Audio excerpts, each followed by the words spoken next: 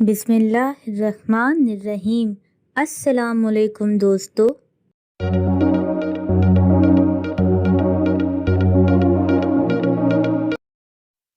आज का सवाल ये है कि इंसान को ख़राब सेहत से फ़ायदा होता है।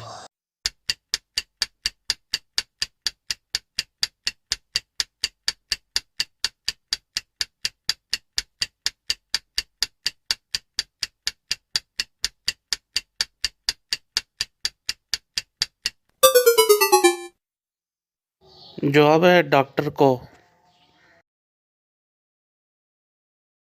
इस वीडियो को लाइक करें, हमारे चैनल को सब्सक्राइब करें और बेल आइकन जरूर प्रेस करें हमारी न्यू वीडियो सबसे पहले देखने के लिए।